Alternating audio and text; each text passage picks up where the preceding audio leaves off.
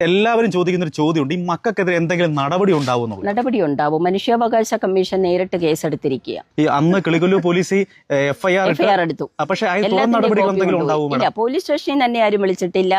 പക്ഷേ legal secretary എന്നെ നിരന്തരം വിളിച്ചുകൊണ്ടിരിക്കുക. അദ്ദേഹം ഇവിടെ വന്നു, എൻക്വയറി നടത്തി, അച്ഛന്റെ കയ്യിൽ നിന്ന് ആപ്ലിക്കേഷൻ എഴുതി വാങ്ങി, അച്ഛന്റെ സ്വത്ത് അച്ഛന് തിരിച്ചു കിട്ടണമെന്ന് തന്നെ അച്ഛൻ അവരോട് പറഞ്ഞിട്ടുണ്ട്. അപ്പൊ ഇവരെ അനുഭവിക്കാൻ പറ്റരുത്. അദ്ദേഹം അത് ചെയ്യും.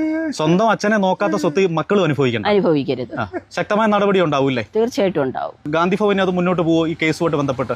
ലീഗൽ സെക്രട്ടറി തന്നെ ഇതിന് മുന്നിട്ടിറങ്ങി അവര് തന്നെ കേസ് കൊണ്ടുപോകും, സർക്കാരിന്റെ ഭാഗത്ത് തന്നെ. തീർച്ചയായിട്ടും. ഓക്കെ. പക്ഷെ ഞാൻ പറയുന്ന ഈ വയോജന നിയമങ്ങൾ കർശനമാക്കണം. ഒരു മാതാപിതാക്കൾക്കും ഇതുപോലെ വരരുത്. ഇവിടെ 3-4 അച്ഛന്മാരുണ്ട് ഇങ്ങനത്തെ. അവരൊക്കെ എന്തൊരു ദുഃഖിതരാന്നറിയാവോ?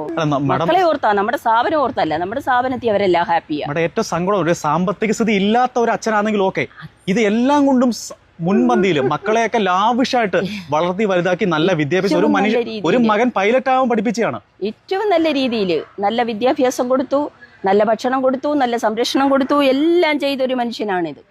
നമുക്ക് പലരിൽ നിന്നറിയാൻ കഴിഞ്ഞ, പക്ഷെ അച്ഛനും പറയുന്നു ആ മനുഷ്യനാണ് ഈ ഗതി വന്നത്. ഇതുപോലെ ഒരു അച്ഛനും വരാതിരിക്കട്ടെ എന്ന് പ്രാർത്ഥിക്കാം. മേഡം നേരത്തെ പറഞ്ഞില്ല, കരുനാഗപ്പള്ളിയിൽ ബെൻസ് കാറുള്ള ഒരു മനുഷ്യനാണ് ഇരിക്കുന്നത്. ഇന്ന് അനാഥ മന്ദിരത്തിലാണ് ഈ മനുഷ്യൻ. ഒന്ന് ആലോചിച്ച് നോക്ക്. അതൊക്കെ നമുക്ക് ഓർക്കുമ്പോൾ സങ്കടം വരും.